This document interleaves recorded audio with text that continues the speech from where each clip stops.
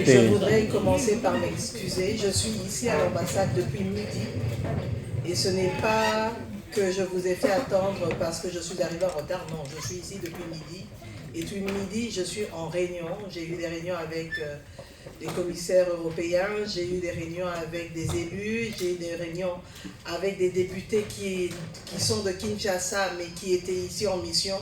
Il fallait faire le point sur un certain nombre de problématiques. J'étais en réunion pour pouvoir gérer aussi au téléphone certains problèmes à Kinshasa, donc vous comprendrez que ce n'est jamais aisé en tant que chef de gouvernement, même quand je suis à l'extérieur, de pouvoir établir mon agenda de manière carrée, et je vous prie vraiment d'accepter mes excuses parce que je sais que je vous ai fait attendre depuis 13 heures. Il était prévu qu'on puisse se voir à partir de 14 heures et vraiment je voudrais humblement m'en excuser. Alors, je suis venue à Bruxelles parce que le chef de l'État m'a demandé de le représenter à un forum, Rebranding Africa Forum, qui est un événement qui a permis aussi de parler de la République démocratique du Congo, surtout d'un point de vue économique, à des investisseurs, et de pouvoir montrer quelles étaient les opportunités de pouvoir investir chez nous en République démocratique du Congo. Nous avons un pays avec beaucoup de défis, mais ces défis-là peuvent être transformés en opportunités, et raison pour laquelle nous sommes aujourd'hui ouverts à avoir le maximum d'investisseurs possible. Et c'est un peu le message que j'ai porté avec les ministres qui m'accompagnaient. J'étais avec le ministre de l'Industrie, le ministre du Commerce extérieur, qui sont tous deux rentrés déjà à Kinshasa, et j'ai encore avec moi le ministre de la Communication et porte-parole du gouvernement, ainsi que monsieur l'ambassadeur, qui nous a accompagnés dans tous ces différents échanges. J'ai pu rencontrer différents investisseurs, des responsables de banques au niveau continental qui ont pu voir la nécessité de pouvoir faire un tour en République démocratique du Congo. Aujourd'hui, nous sommes dans un processus pour diversifier notre économie, la transformer, et pour cela, c'est vrai que l'État, le gouvernement, nous faisons le nécessaire en augmentant la part des investissements en capital au niveau du budget, mais nous avons besoin du secteur privé pour développer notre pays. Et pour nous, c'est important de pouvoir le faire parce que non seulement nous devons diversifier l'économie, mais nous devons le faire pour créer plus d'emplois. Nous voulons arrêter que les jeunes, qui sont 60% de notre population, continuent à rester sans emploi et soient à la merci des groupes armés à l'Est, des Kulona à Kinshasa, etc. Et donc pour ça, il est important qu'on travaille sur cette problématique-là.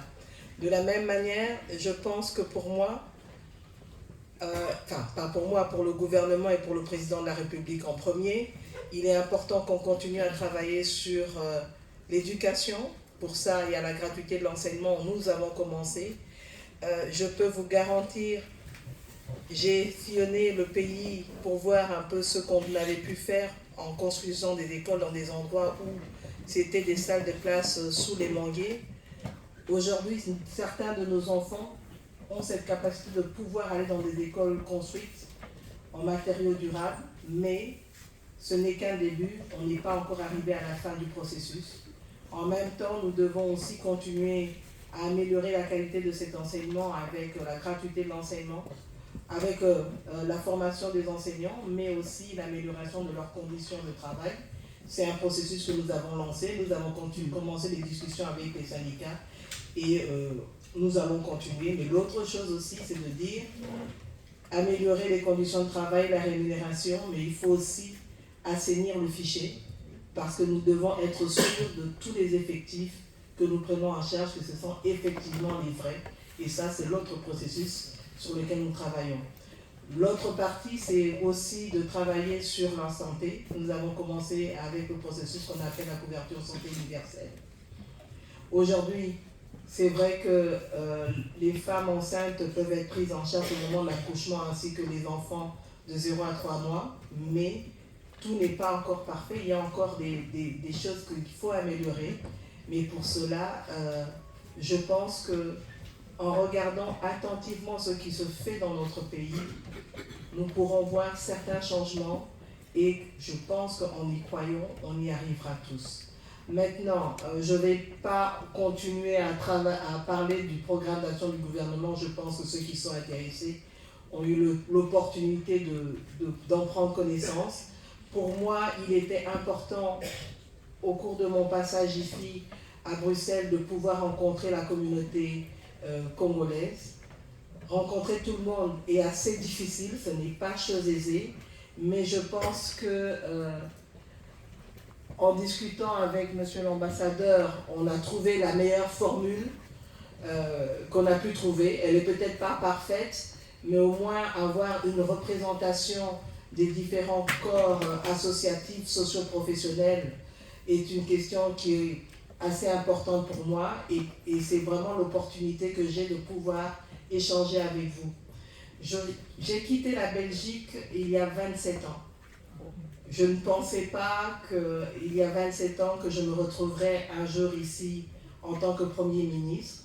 C'est vrai, pour beaucoup, certains me disent que c'est un honneur, c'est une fierté, mais pour moi c'est une lourde responsabilité et je compte vraiment sur l'apport de tous pour m'aider dans cette lourde charge.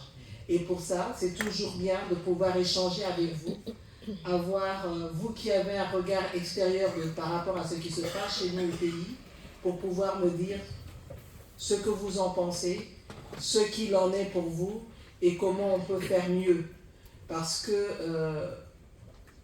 cet échange est toujours important, ça permet de mieux canaliser les efforts que nous faisons et pouvoir vous écouter nous donne aussi un autre son de cloche plutôt que de rester fermé dans une bulle où on pense qu'il n'y a que nous qui avons la science infuse. Ce n'est pas du tout le cas, raison pour laquelle j'espère qu'on pourra, même si ça ne sera pas possible de donner la parole à tout le monde, mais au moins avoir quelques personnes qui pourront prendre la parole au nom des uns et des autres. Moi, ce que je me suis proposé, et je vous le propose, c'est de passer à chaque table, mais en le faisant, ça veut dire que ça va prendre du temps. Mais moi, je n'ai pas de problème, je suis ici pour vous. Et je sais que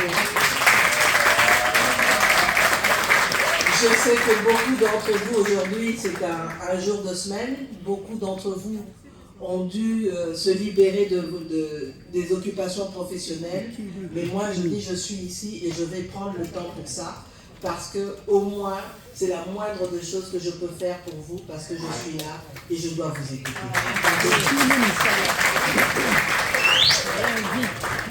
Alors on commence par laquelle de table? Par là, comme ça.